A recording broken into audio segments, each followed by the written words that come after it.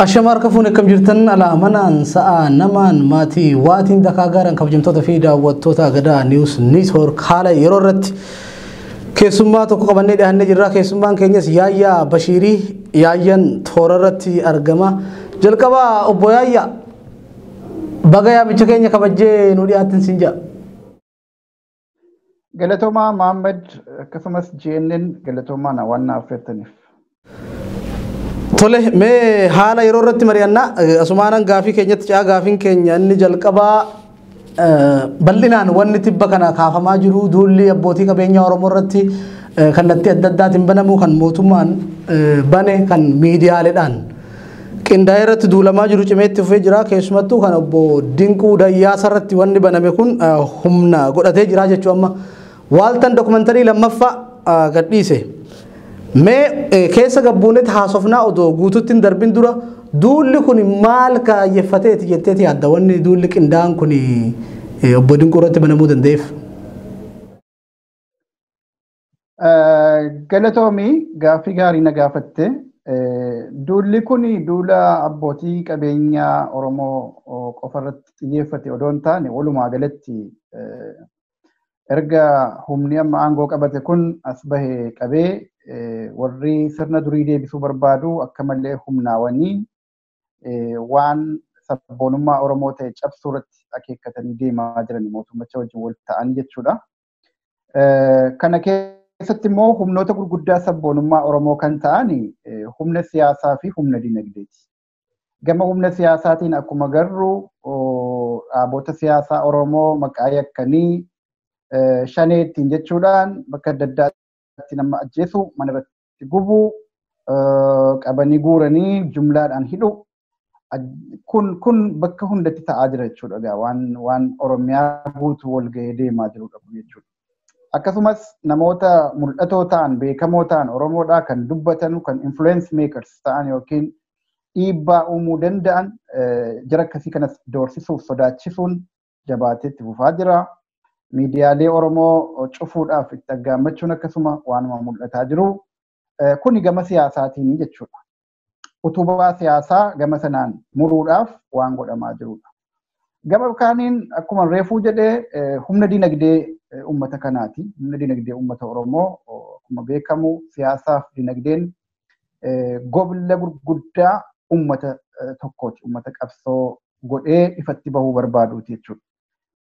Gama dinagdeetiin yoo jabaatame malee uummanni kun yoo qabaattota yookiin abbootii qabeenyaa jajjaboo horate malee warra gaafa sabboontonni rakkatan gargaaru yoo horate malee karaa barnootaa karaa adda addaa abbootiin qabeenyaa dhugumatti sabummaaf quuqaman yoo dhalatan hireen uummata sanaadhaa abdachiisaa ta'a jechuudha. Gama kanaan Oromoon bara dheeraadhaaf abbootii qabeenyaa qabsoo isaatiin dhisan numa qabaachuu ture.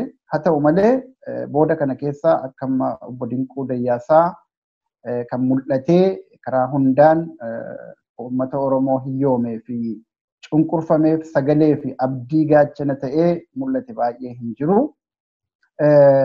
Wanni amma dhalataa dhufee fi obbo Dinquun kunii fi qabsoon kun akka malee waltumsa qabaachuun warra kana hedduu yaaddesseera.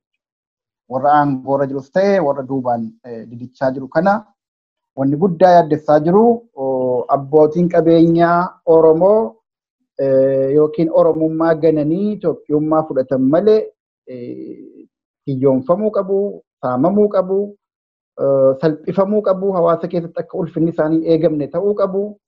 Kana jechuudha duulli guddaan bara wayyaanee caala amma irra hammaachaa jira jechuudha. Bara wayyaanee hiyyoomfamaa turanii dhugaadha. Garuu maqa xureessinii fi waan adda addaatti maxxansanii uummata keessatti akka jibbamanu akka moggeeffaman gochuu barbaaduun garuu hin milkoofne ture bara sana jechuudha. Amma garuu mootummaa aangoorra jiruun wal qabatee duula amma keessumattuu addatti obbo Dinquu Dayyaasaa irratti godhamaa jiru waan hedduu nama gaddisiisu warra galatan beekneen wanta kanaa kun ta'aa jira jechuudha. So walumaa galatti akeekni waan kanaa nama tokko obbo Dinquu Dayyaasaa miidhuu qofa otoo hin taane yookiin qabeenya namni sabboonaan kun horate hiyyoomsanii ofii duroomuuf qofa odoon taane Oromoo mataa cabsuudhaaf akeekni isaanii inni guddaan isa kana jechuudha. Oromoon namoota isa keessaa bahanii qabeenya horatan akka hin abdanne akka hin tumsine qabsoonii fi qabeenyaan Oromoo wal tumsee diinarra akka hin aanne kanaaf jecha ololli hamaan akkasii kun jalqabame jechuudha. Wanti amma obbo Dinquuratti eegalame kun ammoo obbo Dinquuratti kan dhaabbatu hin ta'u. Kanarratti milkoofnaan abbootiin qabeenyaa sadarkaa xixiqqaatti jiranillee nagaan bahuuf hin jiran jechuudha. Hunduma isaanii dabareedhaan itti dhufaa jiran. Kaayyoon guddaan Oromoo harka qullaatti hambisanii hiyyoomsanii akka inni of hin abdanne, akka inni ofirratti hin hirkanne, akka inni ofiin hin boonne godhanii halagaa kajeelchisu jilbaa lagaa irratti kuffisanii bara baraan ofii immoo olaantummaa isaanii tikfatanii jiraachuudha jechuudha. Kun abadan hin ta'u jechuu danda'u qaba gaa uummanni qaama qabsoosaa ta'uu qabaa jechuudha duula akkanaa kana ofirraa qolachuun. Tole akkuma ati kaaste Dinquu Dayyaasaa erga abbootiin gadaa abbaa duulaa godhanii muudanii booda wanni akkana bara wayyaanee keessas Oromoo bira dhaabbachaa ture gargaaraa ture. Rakkoo keessattis bal'oo keessattis wajjin dhaabbataa ture. Garuu qabatamatti erga duulli qindaawwan kun obbo Dinquuratti baname booda gara marsaalee hawaasummaatiin waan tokko tokko haa arginu malee Oromoon nama kana eeggachuudhaaf hookaan duula guddaa kana bakka miidiyaan alagaadhaa irratti olola banee dokumentaarii garaagaraa irratti hojjetutti gama Oromootiin wanni deflectioniin jiru hookaan nama kana bira dhaabbachuudhaaf wanni godhamuu qabu maal jetteeti yaadda? Gaariidha, dhugaadha. Namoonni amma danda'ameen sagalee dhageessisaa jiranii hedduudha. Obbo Dinquu Dayyaasaa jechuun goota keenya, sabboonaa keenya, qabsaa'aadha, qabeenyaa qofa miti hin taane Oromummaadhaafis dargaggummaa isaa nama kennaa ture, umurii isaa dargaggummaa qabsoo irratti nama dabarse, nama ulaagaa kamiinuyyuu Oromoon ittiin boonuudha. Kana caalaa iyyuu immoo nama kana wanti adda godhu tokkummaa Oromoo irratti ejjennoo jabaa inni qabu jechuudha. Asxaa tokkummaa Oromooti jedhanii ibsuu ni danda'ama jechuudha. Obbo Dinquun hundumatu fira isaati.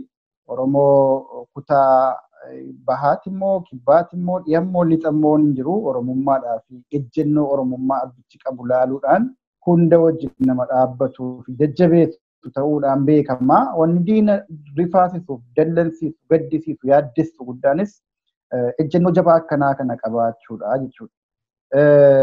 Oromoonni baay'een wajjin dhaabbataa jiru dhugaadhumatti wanta komatamullee jiran itti fakkaatu garuu gahaa miti haqa dubbachuudhaaf. Kunis maaliif gahaa ta'uu hafe yoo jennee influensii miidiyaatiin caalamnee jirra. Kun egaa waanuma walumaa galatti rakkoodhuma guddaa keessa akka Oromootti rakkoo keessa jirrudha. Warri ilaalcha nafxanyummaa leellisu kun miidiyaalee kudhanoota hedduu qabanii Oromoon miidiyaalee tokko lamee qubaan lakkaa'amtee quba tokkoon iyyuu dhumuu hin dandeenyedha. Quba harka tokkollee fixuu hin dandeenyedha kan qabnu. Kanuma keessattis immoo ajandaan nutti baay'ateera akka malee hubannee ilaalaa jirra ta'e duulli biyyattii sana keessatti godhamaa walumaa galatti uummata Oromoo irratti qofa kan xiyyeeffate ta'uusaa waan argaa jirruuf kan manni irratti gubatu Oromoodha, kan ajjeefamee bineensa nyaachifamu Oromoodha, kan manguddoon salphifamee lafatti dhiitamee shanee jedhamee itti duulamaa jiru Oromoodha. Karaa hundaan xiyyeeffannaan guddaan Oromoo irratti godhamaa jira. Miidiyaalee Oromoo jajjaboo lafaa ol ka'aa jiran achumatti buruqsanii darbuudhaaf, cufuudhaaf aggaammii adda addaatu godhamaa jira. Walumaa galatti duulli mootummaa kanaas ta'ee humnoota sirna nafxanyaa deebisuu barbaadan gama duubaan hiriiranii jiranu kan irratti xiyyeeffatee jiru Oromoo irratti waan ta'eef kana keessaa dubbiin obbo Dinquu irratti jalqabame sodaree riizoortii qofa iyyuu otoo hin taane qabeenyaadhuma adda addaa namni kun qaban irrattuyyuu walumaa galatti kan xiyyeeffatee deemaa jiru qaamuma duula waliigala uummata Oromoo irratti banameeti jechuudha. Isa kana qolachuudhaaf hamma danda'amu fiigamaa jira. Oromoonni taa'an jiranu aktivistoonni, gaazexeessonni, namoonni siyaasaa amma danda'an hojjechaa jiran jechuudha. Garuu dachaa hedduu miidiyaadhaan caalamoo waan taaneef biyyattii kana keessatti dhaadhaaf gadi bahan kana hundaaf deebii gahaa kenninee qolannee irra aanuu irratti hanqinni guddaan akka jiru argaa jirra jechuudha. Haqa guddaa qabna garuu kijibaan caalamaa jirra jechuudha. Kijibni hangamuu baay'atu haqa nu kaamsu jedhama malee ammatti sa'aatii amma aniifata waliin haasofnu kanatti garuu kijibatu tuulamee haqa golgaa jira. Dhugaa golgaa jira jechuudha. Kana cabsinee keessa bahuuf dachaan hojjechuu halkanii guyyaa hojjechuu nu barbaachisa. Karaa hundumaanuyyuu jabaachuu nu barbaachisa. Garuu namni keenyas sagalee gaarii kennaara. Kana caalaa dachaadhaan warri influensii uumuu danda'u keessumattuu artiistonni, barreessitoonni, warri hojii adda addaatiin uummata keessatti beekamu duula farra Oromoo ta'ee bifa adda addaatiin walitti banamaaru keessumattuu jajjaboowwan Oromoodhaa abdii sabaa ta'an karaa qabeenyaatiin milkaan rukutuudhaaf waan godhamaa jiru kana no jedhanii jaaramanii bakka jiranutti gurmuudhaan sagalee diddaa dhageessisuu danda'u qaban jechuudha. Dhugaadha. Walumaa galatti akkuma jedhe roorroon karaa hedduu nutti jabaachaa jira. Karaa hedduu nurratti duulaa jiran waan ta'eef tokko lamee hin qabu. Kanaafuu qabsoon keenyas dachaadhaan guutuu. Tole kanuma keessaa odoon bahin amma abbaa duulaa dinquu dayyaasaa ciniinee kan qabe waaltadha jechuudha. Mee ergamni yookaan kaayyoon miidiyaa kanaa maali? Wanni isaan xiyyeeffatanii adda bilisummaa Oromoo irrattis abbaa qabeenyaa dinquu dayyaas irrattis dookumantarii isaan hojjetan argite jechuudha. Mee maaltu duuba jiraa? Immoo maali karoorri isaanii jetteeti yaadda warri waaltaa kun akkamitti ibsita dhimma miidiyaa kanaa? Okay. Duraan dursee wantan irraa hambise tokko dabaluudhaa fi obbo Dinquun abbaa duulaa tuulamaatii nama sirna gadaa deebisuudhaaf karaa danda'ame hundaan tattaafatu beekumsa isaatiin qabeenya isaan sirna gadaa ol kaasanii utubanii biyya kanayyuu nagaa argachuu kan isiin dandeessu sirna gadaa wajjin yoo araara qabaatte qofa kan jedhu ejjennoo akkasiiti jechuudha. Kanarraa ka'uudhaan sochiiwwan adda addaa godhaa ture namni kun obbo Dinquun godhaa ture keessumattuu warra amma mootummaarra jiru kanallee amansiisuudhaaf karaa hedduu deemee ture jechuudha. Baasii guddaallee akka baasee ture odeeffannoon qaba. Kana hunda harkatti dhahan, kana hunda harkatti kuffisanii sirna nafxanyaa ol deebisanii kaasuudhaaf sirna gadaa Oromoo owwaaluudhaaf hawwii qaban san dhugoomfachuuf jechadha. Numaayuu duulli kun kan jabaate tokko.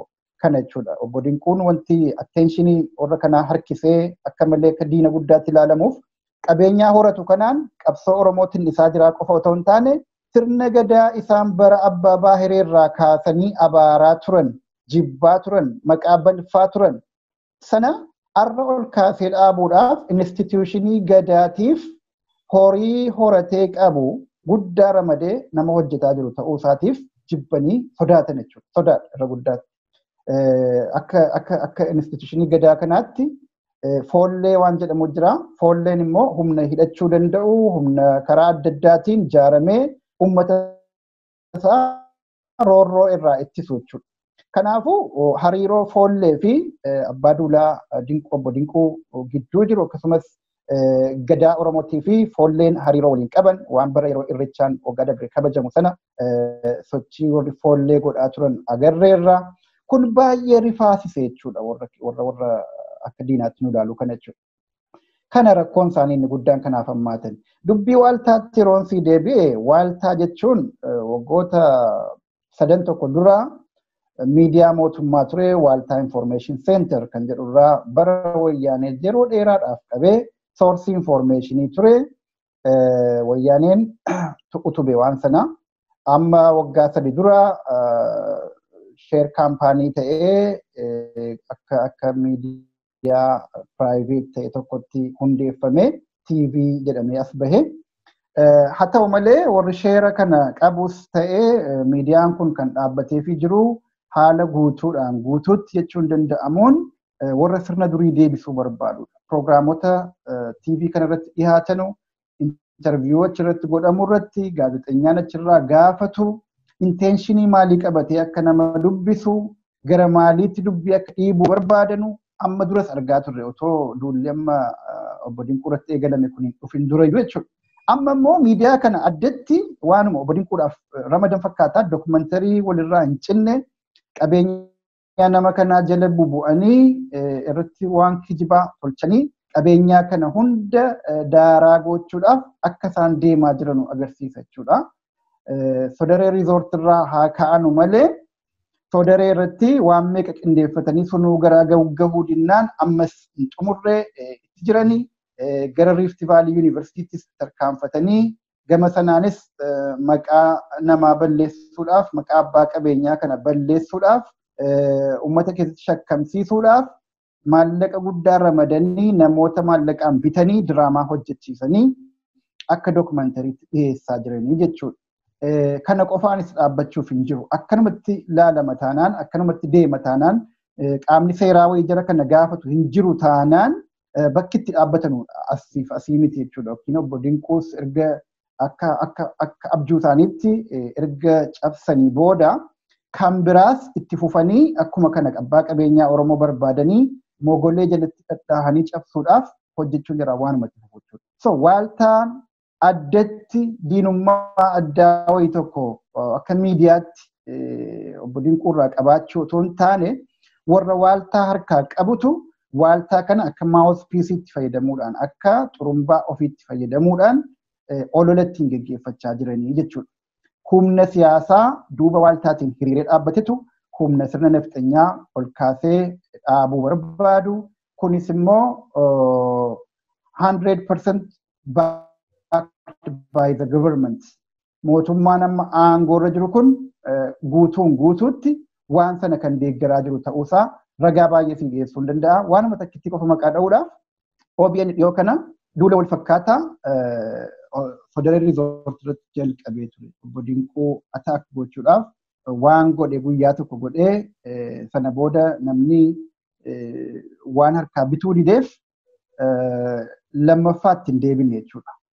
Amma wanti OBN irratti godhameef wanni waaltaa irratti deddeebiidhaan godhamaaru hundi soorsiin isaa tokkicha jechuudha. OBN jechuun miidiyaa mootummaa kanaati. Kan damee Oromiyaa jechuudha. TV Oromiyaa jedhu miti. Oromiyaa Broadcasting Network jedhu kan Oromiyaa kan mootummaa kanaati jechuudha. Waaltaan maqaadhaa kan dhuunfaa jedhamu malee innis taanaan meeshaadhuma propaagandaa mootummaa ta'etti tajaajilaa jira jechuudha arras. Warri mootummaarra jiruuf humni waaltaafaa duuba hiriiree jiru wal qabatoodha akka malee wal deeggaroo waan ta'aniif warruma sirna durii deebisuu barbaadudha jechuudha. So afaan Oromootiin hiikanii OBN irratti dhiyeessan waaltaa irratti Amaariyyaadhaan haa dhiyeessan malee warri nutti duulaa jiru mootummaa kana. Warri nutti duulaa jiru warra mootummaa kana gamaan dhaabbatee bala'u jechaa jiru jechuudha. Guddaa miidiyaa kana akka meeshaatti fayyadamuudhaan walumaa galatti Oromummaa irratti addatti ammoo abbaa qabeenyaa Oromoodhaa cabsuu irratti warra hojjechaa jiru ta'uu isaanii adda baafachuu qabna jechuudha. Tole kanuma keessaa odoon bahin tokko abbaan obbo Dinquun erga abbaa duulaa ta'anii muudamanii turanii jiran yeroo sun wayyaaneen hin kufne jechuudha. Bara TPLF kan inni abbaa duulaa ta'ee muudamee foollee of jara hiriirsee hojjetaa ture jechuudha. Wanni bara san isarran gahin har'a warri maqaa Oromootiin daldalu kun yookaan maqaa Oromootiin hojjetu kun gaafa rakkoo kanarraan gahan maaltu sitti dhagamaati? Bara abbaa Tsahayyee jiran sanfaatti bara abbaa Tsahayyee jiran sanfaatti jechuudha. Dinquun abbaa duulaa ta'ee muudamuu dura Oromoo bira dhaabbachaa kan ture ibidda keessa deemee jechuudha. Har'a yoo xiqqaate qaaniin hin jiru bara sanitti rakkoon takka rakkoonis haa rakkatu ibidda keessa deemu malee sadarkaa miidiyaatti ol banii irratti duuluun mul'ateen turre jechuudha. Har'a garuu maqaa Oromootiin warri dhiiga Oromootiin teessoo kana qabate yookaan marcuma kana qabatan nama tokkicha Oromoon qabdu kan uummata kana dhaabbatu yookaan abbootiin qabeenyaa kumaatamaan fakkeenya waa'ee mirroo kaasuu hin dandeenya jechuudha. warra akkasii odoo gaafii takka hin gaafatin saamtota meeqa odoo gaafii takka hin gaafatin har'a nama tokkichi Oromoon qabdu kana mee warrumti bilxiginnaa san keessahu even sadarkaa bulchiinsa mootummaa naannoo Oromiyaatti warri jiran warri kalee ce'umsa kana nuuf hin jechaa turan suni isaanii maal jechuu barbaadda maal dhaamta fi nama keessattuu warra OPDO amma bilxiginnaa taate tanaaf. Wanta adda godhu guddaan waan bara wayyaaneetiif bara ammaa wanta adda godhu guddaan silaa beektaa jirru kun warra Oromoo jedhamu warra qabsoo Oromootiin dhiiga Oromootiin aangoo qabate kana yeroo hedduu irraa dubbataa turre amma sirra deddeebine nama nuffisiisuun barbaachisu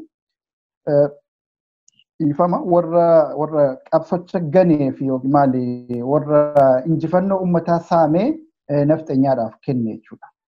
Dhiiga Oromoon dhangalaaseen isaan onnoo bitatanii boolla owwaalaa kaasanii nafxanyoota mataatti nu baasanii jechuudha. Bara wayyaanee akka sana hadhoofnee qabsoo godhaa turre sana wayyaaneen hangamma jarri kun waggaa 2 keessatti nu salphisan kana waggaa 27 keessa nu salphifne dhugaadhuma dubbachuuf. Hammeenyi guddaan jara kanarra bira akka inni jiru agarsiisa. Silaa jarri kun dhiiga Oromootiin aangoo qabatan waan silaa Oromoof godhamuu qabu immoo nafxanyaadhaaf godhaa jiran jechuudha. Inumaayyuu injifannoo Oromoon ittiin wayyaanee kuffise sana akka waan adabuutti Oromoottiin adabanii nafxanyaa jara kana adda ta'a. OPDO waggaa 27 wayyaanee jalatti Oromoo ajjeesaa miidhaa baate caala OPDO warra waggaa 2 kanatti masaraa seenee aangoo ofiitiin fedhii ofiitiin gara jabina mataa isaaniitiin otoo nam tokko duubaan isaaniin ajajin Oromoo ajjeesaa jiranuu fi Oromoo biyya isaa irratti salphisaa jiran kanatu irra hamoodha jechuudha. Kana immoo inni agarsiisu guddaan kunoo waanuma ammatti jettu kana fakkeenyaaf abbaan qabeenyaa Oromoo bara wayyaanees ni ture arras ni jira garuu fakkeenya obbo Dinquu yoo kaafne bara wayyaanees dhiibbaa jalatti nama hojjechaa turedha. Arra immoo dhiibbaa sanaa bira dabranii ifumatti waraana irratti bananii waraana maqaballeessii fi waraana hiyyoomsa saamicha irratti jalqabanii jechuudha. Kanaafuu sirni amma jiru sirna nafxanyaati malee sirna OPDOti jechuun iyyuu hin danda'amu. Yookiin sirna samma namoonni tokko Oromootu aangoo harkaa qabaa, Oromootu masaraa jira, maarree jedhanii of gowwoomsan of wal gowwoomsan sanatu keessaa bahamuu qaba. Oromootu masaraa jira jechuun yoo Oromoon waliif quuqama qabaate, yoo afaan Oromootiin as jedhee walitti haasa'ee maaltu gidduu keenyatti bade jedhee sirreeffachuu danda'e qofa dhuguma Oromootatti jira jechuu dandeenya ta'a. Kan amma argaa jirru nafxanyoota wajjiniin dhaabbachuudhaan Oromoo irratti duula qorqalbii fi duula qaamaa gaggeessaa jiran jechuudha. Har'a namni guyyaatti ajjeefamaa jira Oromoo keessa Oromiyaa keessatti. Bara wayyaanee namni tokko yoo ajjeefame oduu guddaa ta'a. Oromiyaa keessatti wayyaanee nama tokko ajjeefti jechuun yaadanna yoo ta'e hiriira nagaa guddaa faatu banama jechuudha. Yuunivarsiitiilee hunda barnoota dhaabaa, haayiskooliin akkasii karaa cufamaa, dhaadannoo adda addaa dhageessifamaa. Namni tokko duunaan jechuudha. Namni tokko ittiin oduu guyyaa tokkotti. Har'a guyyaatti nama meeqa du'aara lakkoofsa isaatu hin beeknaa. Yoo xiqqaate godina adda addaa Oromiyaa keessatti namni tokko otoo hin du'in oolaan jiru jechuudha. Bara akkasii keessa jirra. Bara immoo maqaadhaaf nama Oromootu masaraa jira jedhamu keessatti ajjeechaan Oromoodhaa ajjeechaa beeyladaatiin adda addummaa dhabaa jira jechuudha. Salphina ammas ga'u salphina hokkoo ammasii keessa kufnee jirra jechuu kooti. Kanaaf waan abbaa qabeenyaatiinis yoo dhufne waan bara wayyaanee hin ta'in har'a ta'uun obbo Dinquu mataan isaayyuu ergaa dabarsu guddaa tokko qaba jechuudha. Wayyaaneen fira Oromoo taateetii miti. Wayyaanee jechuun wayyaaneedha. Waan nu godhaa turte dagachuudhaaf miti. Haa ta'u malee yoo xiqqaate hojjetanii guddachuun amma tokko danda'amaa ture jechuudha. Oromummaa qabaachuun yakkan turre. Oromummaa qabaachuun irra garuu yakka ta'eera.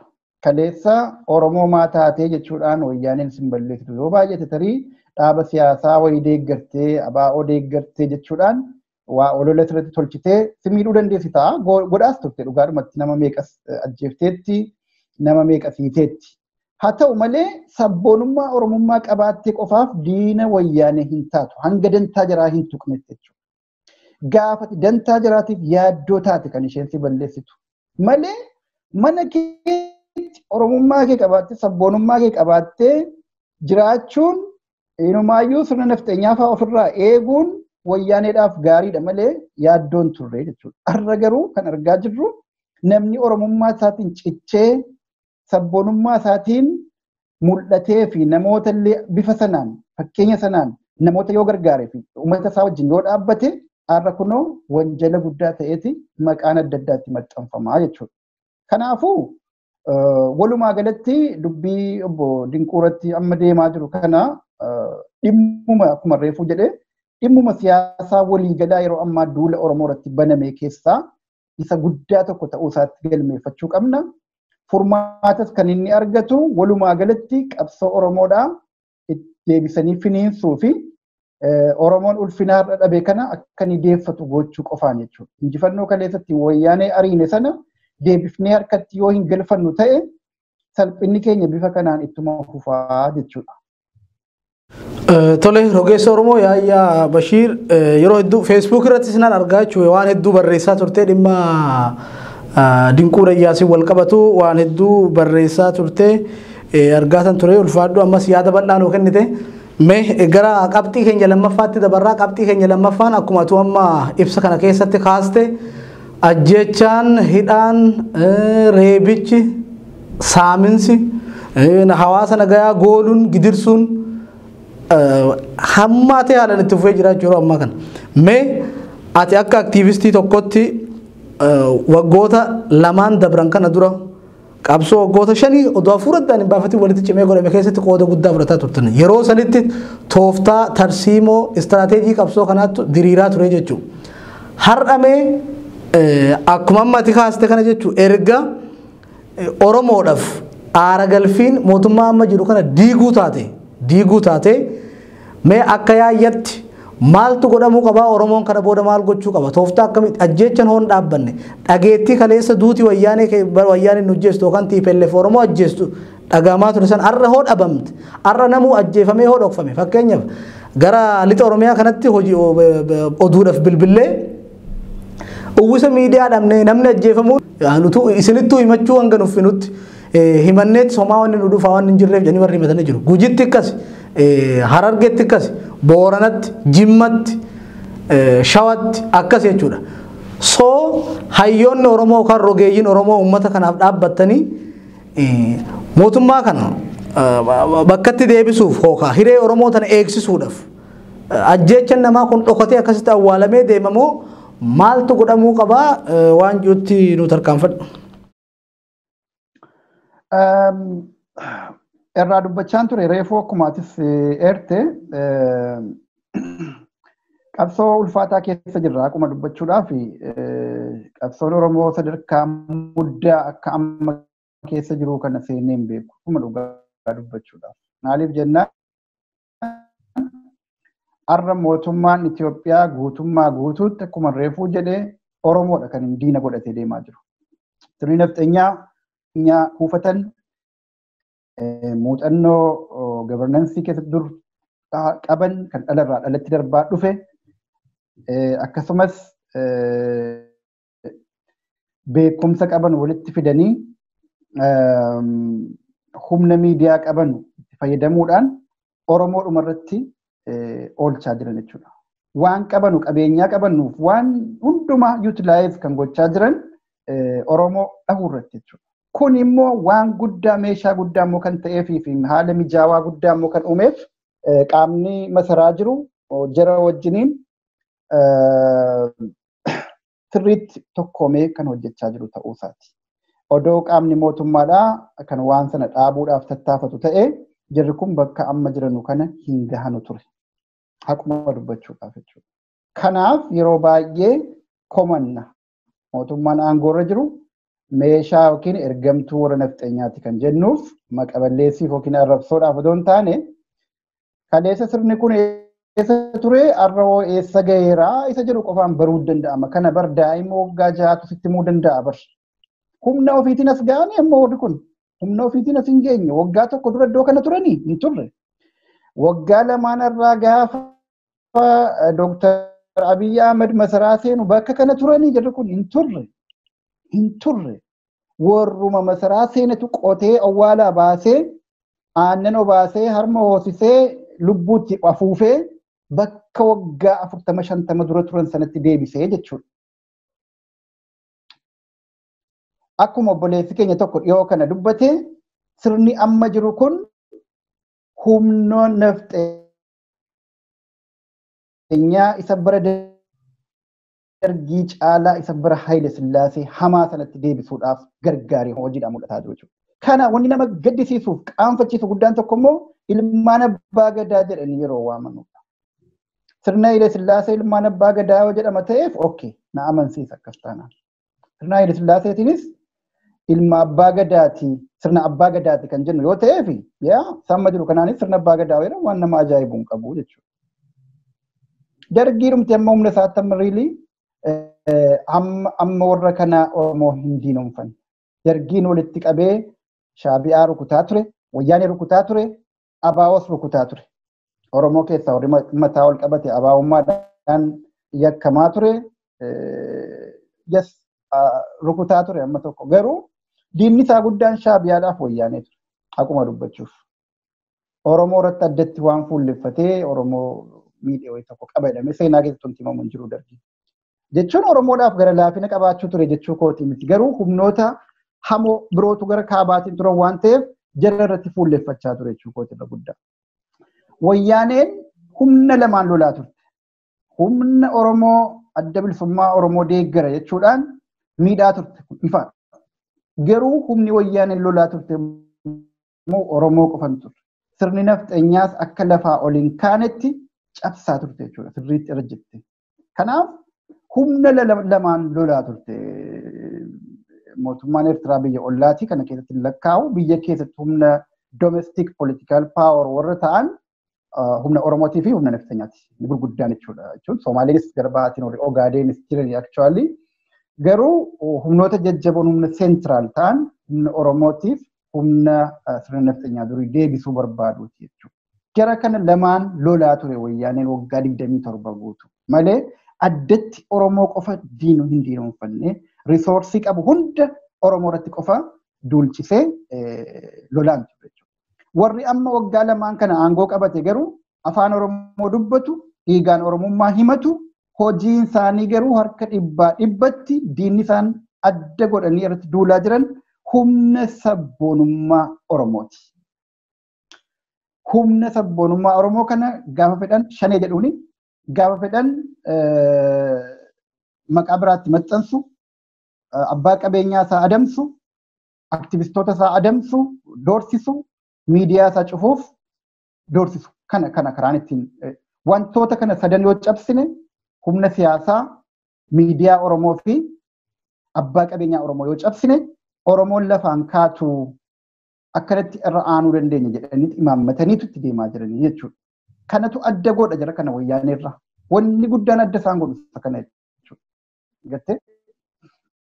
Kanaaf ajjechaan akkuma reefuu jedhee har'a guyyaa guyyaatti kan gabaafamee dhumuu miti. Dandeenyee gabaasaa hin jiru. Sooshaal miidiyaa irrattis namni gabaasee waliin gahaa hin jiru. Miidiyaaleen akka BBC fi VOS gaafatanii qaqqaban hunda waliin gahuu dhiisitii ruubii isaa illee argachaa jiran odeeffannoo jechuudha.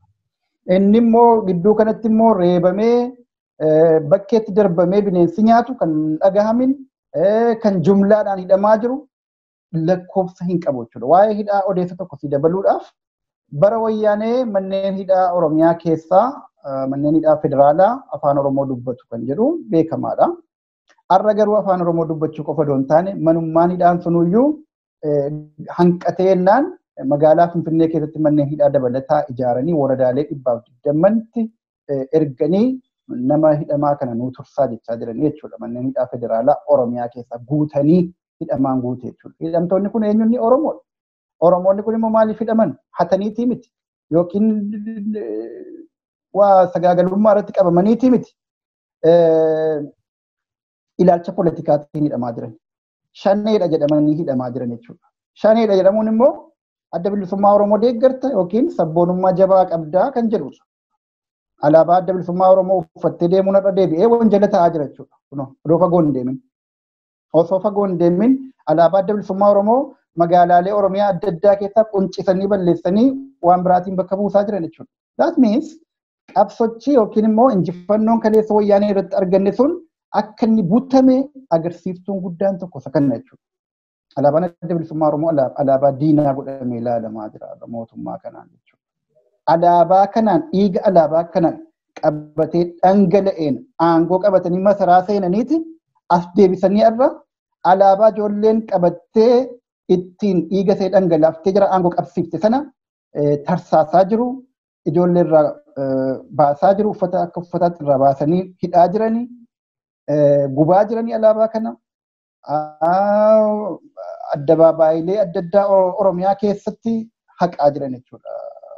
Kana faatu deemaa jira. Walumaa galatti waggaa lamaan kana keessatti ibiddi Oromoon ittiin gubachaa jiru ibidda waggaa 27 guutuu gubataa bahe sana yoo caale malee sanaa gadii miti kan jedhuuf agarsiiftuulee kana yoo kaafne ragaa gahaadha.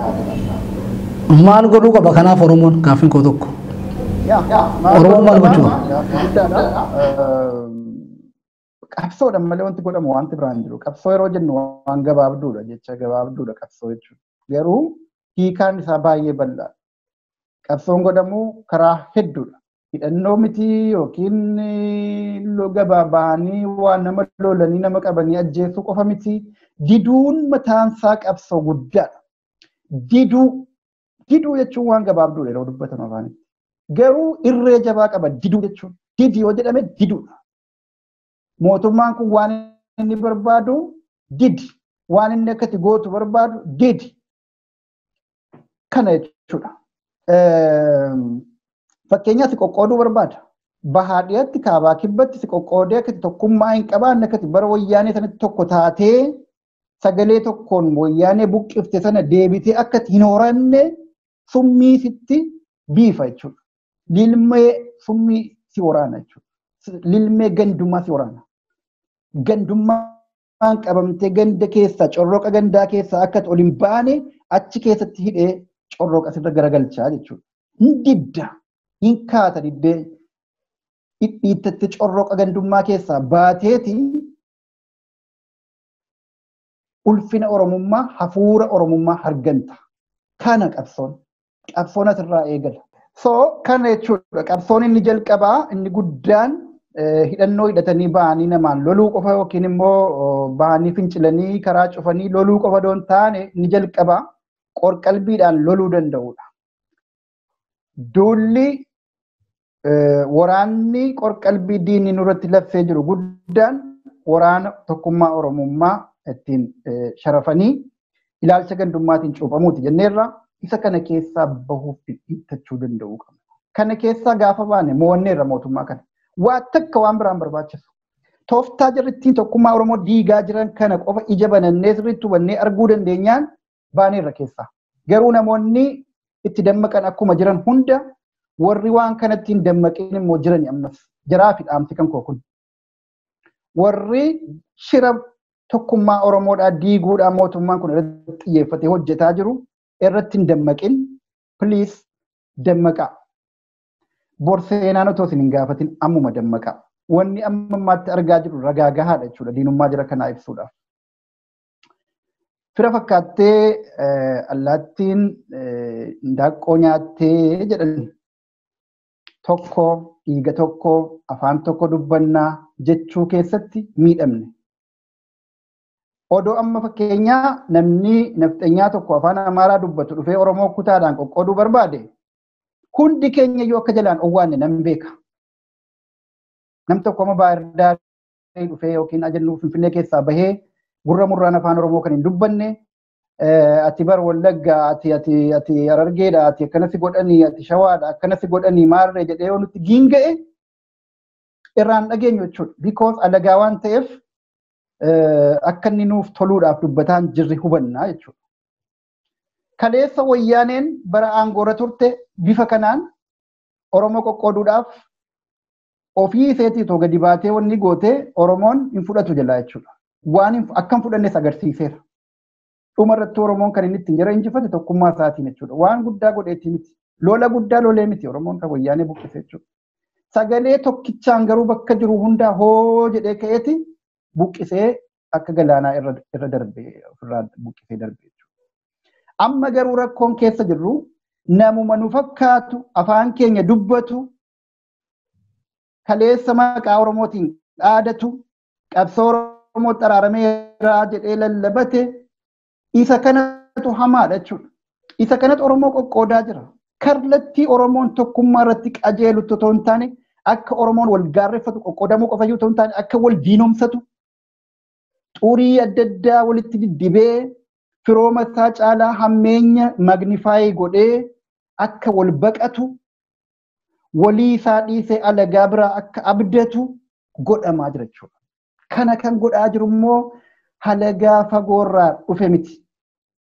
Warruma nuti keenya jennutu nu nyaataa jira jechuudha. Badii abadan seenaan bordiifama hin gooneef raawwataa jiran. Nama ajjeesuun bara Dargis, bara Hayilesillaases, bara Minilikis, bara Wayyaanes ni ture. Oromoon gaafa Itoophiyaa jalatti cabee qabee gaafa harmi isaa muramuu jalqabe gaafa harki isaa muramuu jalqabe qabee ajjeefamaa ture dhufe sirnoota Itoophiyaatiin jechuudha. Ajjeechaan ammaan tana ajjeefamaa jiru garuu ajjeechaa qaamaa qofa miti. Ajjeechaa Oromummaa ajjeefamaa jira. Qorqalbii isaatti ajjeefamaa jira. Walirratti abdannoo isaatti ajjeefamuu barbaadamaa jira. Isa kana diduu barbaachisa jechuudha. Diddaa isa kana qabsoonni guddaan. Kana diduu dandeenyaan, kana fashalsinaan, nurraa dhaabuu jechuu dandeenyaan, walii birmannoo keenya jabeessinaan, aadaa walii birmannoo baroota wayyaanee keessa turree sana arra qabna moo hin qabnu jennee of gaafannee deebii sirnaa itti argannaan period moohanneerraa jechuudha. Kana irratti hanqina qabna. Kana irratti gara isaaniitti nu dhiibaa jiran argaa jirra. Isa kana gurra banannee ija banannee dhagahuuf arguu dandeenyaan keessaa baana. Kana irratti dinneeraa ta'aa deemna taanaan garuu seenaa addunyaa kanaa keessatti akka uummata Oromootti kan kufe hin jiru jedhameeti galmee seenaa addunyaa irratti katabamuu deemaa jechuudha. That's what I fear. Kana akka hin taane ilmaan biyyaa dhaamsa kana yoo dhageenya gaariidha jechuudha. Tole mee kanas akkanumaan haa goolamnu gaafii tokko.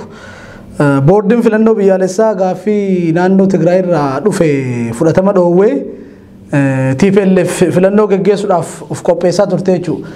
Siyaasa biyyattii san keessatti jalqabarraa erga isaan paartii nam-tokkee yookaan biltiginnaa kana dhaabanii TPLF jalaa diddee sun immoo hedduu mata dhukkubbiitti ta'e jechuudha warra biltiginnaa kanatti. Amma immoo dheengadda jaarsummaa ergatanii jaarsummaan sunis immoo waan hin milkaa'iniif gaafii gara mootummaa naannoo Tigraay irraa dhufe boordiin biyyaalessaa hanga weerarri koronaa vaayirasii kun gara tokkotti cisutti yookaan dabrutti filannoo wanni jedhamu eessattuu hin geggeeffamu jedhaniini. Mee kan akkamitti xiinxaltaa yaayyaa? Akkam godha mootummaan bulchiinsi mootummaa naannoo Tigraay filannoo kana hin geggeessamoo hin dhiisettee addamu? Definitely mootummaan naannoo Tigraay filannoo jalqabe ni geggeessa. Yoo gidduu kanatti mootummaan federaalaa yaada isaa jijjiirratee dhiibbaa kanaan bor waan dhufu sodaatee wanti kanatti aanee dhufaa jiru beekamaadha. Itoophiyaa maqaadhaa sobanii kakatanuufii fi tokkummaa Itoophiyaa sobanii faarsan sana itti ejjetanii diigaa jiraachuu isaanii waan mirkaneessutu gama Tigraayin as mul'ataa jira jechuudha. Isa kana sodaaf jecha yoo tarii waa wahii waliin haasa'anii walii galan hin beeku malee akkama deemaa jiru kanaan deemnaan mootummaan naannoo Tigraay shakkii tokko malee filmaata naannoo isaanii geggeeffata. Gufuu tokko hin qabu achi namni dhaqeessa dhaabuu danda'us hin jiru jechuudha. Kana maanni wanti inni irraa ka'u gaaffii nama warri Tigraay gaafataaru by the way Tigraay qofa miti naannoon biyyattii kana keessa jiru hundumtuu mirga heeraa ittiin gaafii warri Tigraay amma gaafachaa jiran kana gaafachuudhaa qabu turan jechuudha. Oromiyaan fa'a, Soomaaliin fa'a, Amaarris, warri gara kibbaa naannoon Sidaamaa fa'a, warri immoo naannoo mataa isaanii ijaarrachuuf deemaa jiran hundumtuu Beenishaangul, Affaar, Gaambeellaan, Harariin hundumtuuyyuu akkuma warri Tigraay naannoo isaanii wakkalanii bakka bu'anii filmaata kana karaa maleedha kan dabarfamaa jiru. Kanaaf nuti immoo hin fudhannu akka naannoo keenyaatti mirga heeraa qabna filmaata keenya ni geggeeffanna jedhan kana naannoleen biroos silaa otoo sirna abbaa irrummaa gad dhaabamaa jiru kana hin fudhatan ta'ee akkuma warri Tigraay gochuu danda'u turan jechuudha. Naannoleen yeroon jedhu ummataaf mootummaan adda baasee dubbachaa jira. Ummata miti kanan baanu. Warra mootummaa naannolee amma fakkeenyaaf mootummaa naannoo Oromiyaa fa'aa jedhamuu kana jechuudha. Malee uummanni Oromoo amma too gaafatamee filmaata kana ammuma geggeeffachuu barbaadda immoo bulfachuu barbaaddaa odoo jedhamee gaafiin isaa waan biraa ta'uu danda'a jechuudha. Garuu mootummaan naannoleerra jijjiru hundumtuu afiishaloo yookiin ashaangulliitii warra masaraa 4 kiiloo jiruuti waan ta'eef jarri immoo sirna abbaa irrummaa gad dhaabbachaa jiran waan ta'eef filmaata sodaatanii kanaafuu filmaata biyyaa balleessan jechuudha. Koronaa kana akka eebbaa akka lootariitti fayyadaman jechuudha. Warri Tigraay immoo waa lama qaban kana keessaa tokko aangoos warra kanaan irraa dhiibamanii bakka isaanii warra kanatu bu'e waan ta'eef haaloos qaban jechuudha. Gama biraatiin immoo haaloo qofa miti akkuma dubbachuudhaaf haqaan illee deemaa jiran. Haaloon keessa jira, haqnis keessa jira. Haaloon warra amma masaraa jiru kana haaloo ba'achuudhaaf shira adda addaa ni godhani kun waa tokko fi natural politikaa keessatti jechuudha. Gama biraatiin immoo haqni jiru guddaan waan sirni abbaa irrummaa shaakalaa jiru masaraa jiru kun godhaa jiru kana hin fudhannu jedhanii dhaabbachuun sun immoo haqa fakkeenyummaa gaarii qabu kan naannoleen biroon silaa warra Tigraay wajjin dhaabbachuu qabaniiti jechuudha. Kanaafuu filmaanni as deemaa jiru akka naannoo federaalaatti akka mootummaa federaalaatti yeroo hin beekamneef amma koronaan bade jedhamee dhaabbanni fayyaa addunyaa ifatti labsutti filmaata geggeessuu hin dandeenyu. Erga labsee boodayyuu paarlaamaan biyya keenyaa raggaasisee ji'a 7 hanga waggaa 1 keessatti filmaanni geggeeffama kan jedhudha. Koronaan waggaa meeqa booda dhaabbata kan jedhudha gaaffii. Amma daataan dhaabbata fayyaa addunyaa akka agarsiisutti guyyaarraa guyyaatti lakkoofsi namoota koronaadhaan qabamanii dabalaa bulaa jira. Dhibee kanaaf dawaan beekamaan tokkoon argamaa jiru hin jiru. Kanaafuu koronaan yoom akka dhaabbatu hin beekamu. Amma maal jedhaa jiru saayintistoonni tokko wal barataniituma waliin jiraachuudha fallisaa kan jedhutti faa deemaa jiran jechuudha. Akkuma HIV faa. HIV AIDS nama dawaan qabu garuu waan inni nama godhu sana ofirraa beekanii waliin nagayaan jiraachuudha jedhama. Dhibeen shukkaaraa akkasii dhibeewwan dawaa hin qabne baay'een akkas jechuudha. Kunis ammatti dawaa waan hin qabneef hanga gaafa dawaan tarii yoo argamuutti waliigalteedhaan jiraachuudha jedhamaa jira malee yeroo akkanaa booda dhukkubni kun bada kan jedhu tokko hin jiru. Haala kana keessatti imagine kan koronaa amma baduu isaa himamutti numata aangoorra taa'aa jedhamee uummata Itoophiyaatti himamaa jiru jechuudha. Kana beekuu qaba uummanni kun. Warri tarkaanfiin warra Tigraay tarkaanfii perfect jechuudha. Sirriidha. Uummata ofiitiif yoo yaadan warri mootummaalee naannoo hundumtuu fakkeenya warra Tigraay hordofuu qaban. Hin hordofan taanaan immoo uummanni dhiibee hordofsiisuu danda'uu qaba. Fakkeenyaaf Oromiyaa. Mootummaan naannoo Oromiyaa jedhamu sirna abbaa irrummaadhaa utubee Oromoo irratti sirna kaleessaa deebisuudhaaf hojjeta yeroo ta'u kuni mootummaa Oromiyaati miti jechuu danda'u barbaachisa.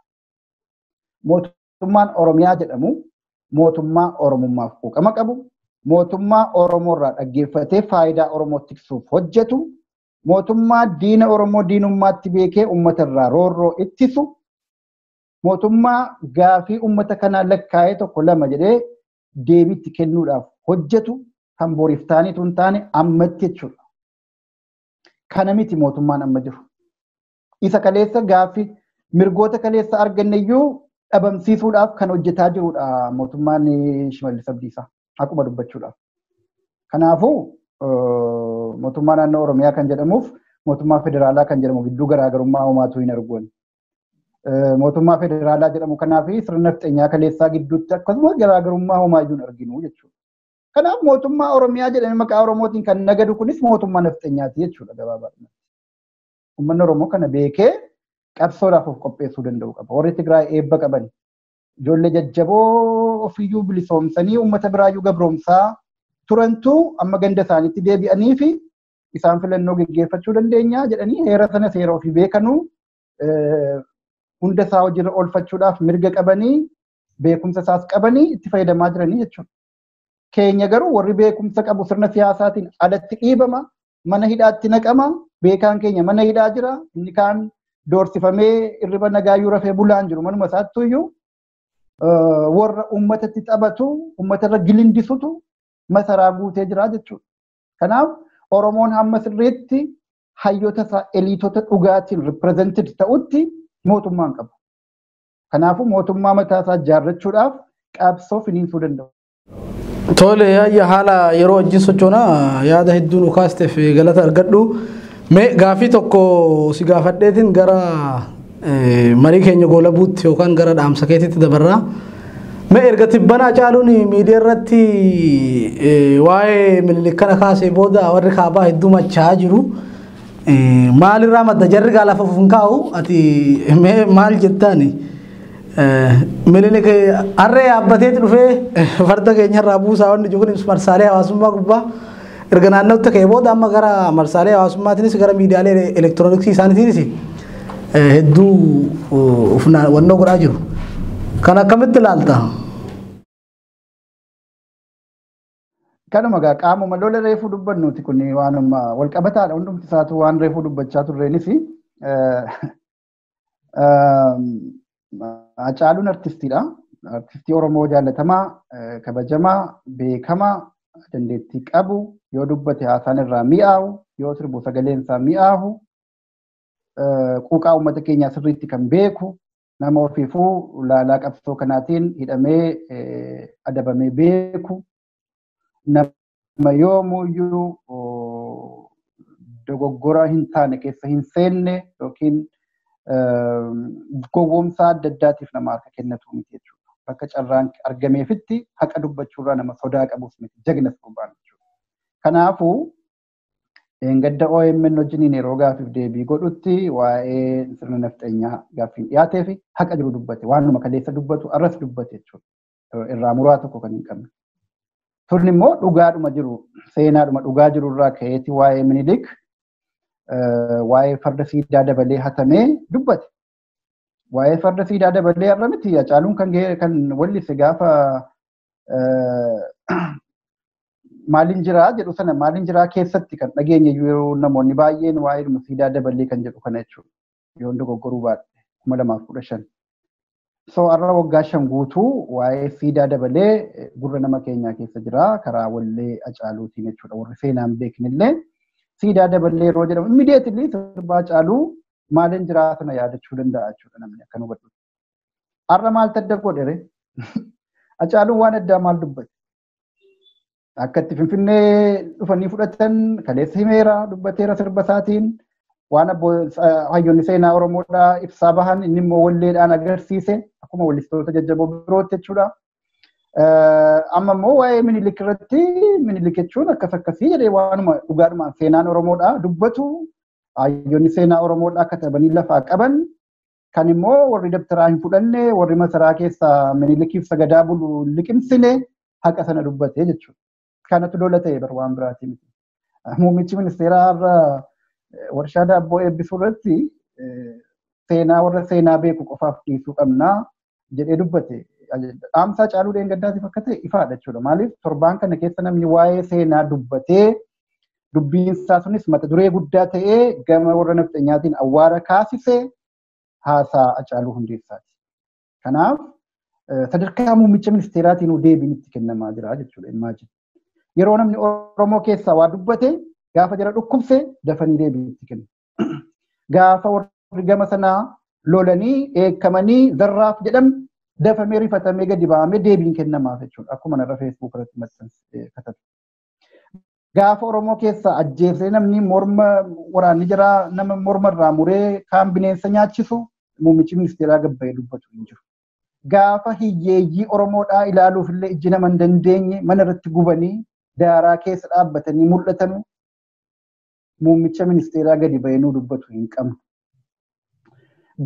Gaafa manguddoo Oromoodhaa manguddoo waggaa 60-70 ta'u shanee jedhanii lafatti dhidhiitanii warri leenjii mootummaa kanaa fudhate jechuudha. Itti taphatan, arrabsan, salphisan namni itti dubbatu hin jiru. Mana namaarra deemanii gaafa mana gubaa Oromoo sana muummichi ministeeraa dubbatu hin jiru jechuudha. Gaafa wanti amma kanaa kun nama Oromoo tokkoon dubbatamnaan warri gamaa wacan garuu kana duras argaa turre jechuudha. Akkasuma. Kanaafuu mootummaa hin qabnu kan jennuuf kana jechuudha. Waanuma reefu dubbadhu sana jabeessa wanti kun. Kanaaf Hacaaluudhaan galatoomii jechuun barbaada carraa kanaanii yoomuu haqarraa hin jabini akkanumatti si beekna uummanni Oromoo jabina kan kee immoo hammam akka diinni sodaatu kanaan hubadhuuti jabina keessanaan itti fufii jechuu barbaachisa jechuudha. Jaboowwan keenya wal jabeeffachuudhaan akkuma kaleessa bara wayyaanee seenaa wajjenne sana ammas jara kanarratti injifannoo argachuudhaaf karaan nuuf gabaabaadha jechuudha. Yoo akkuma kanatti waanuma nutti fe'an baataa deemnu ta'e garuu zalaalama keessaa bahuuf hin jirru rakkoo kana jechuudha. Kanuman jedha. Tole xumura irratti wanni dhaammattoo jiraatte yookaan wanni addaa wanni dubbattoo jiraatte carraasiifan kennaa hin jiraanne hin goolamne. Kanuma waan jedhu jedheera lakki haasaan baay'eetti farreetti hin fe'anidha. Tole yeroo kee aarsaa gootee yaada bal'aa kana nuu kaasuu keetiif hedduu ulfaadhu maqaa daawwattoota Gadaa Niwus Neetwoorkiitiin galata argadhu. Galatooma. Tole kabajamtoota fi daawwattoota Gadaa Niwus Neetwoork egaa keessummaan keenya har'aa Yaayyaa Bashiir ture hubannoo gaarii kan irraa argattan abdannaa anis isa dhiheessuudhaan. Isa keessummeessuun wajjin kan ture Muhammad Fantaalletii gama gummaa kaameraa fi gulaalli suursagaatiin Abdii Jamaaltiin wajjin ture qophiileen Gadaa Niwus Neetwoork kan hafan itti fufuu yeroo gaarii qabaadhaa fayyadaa.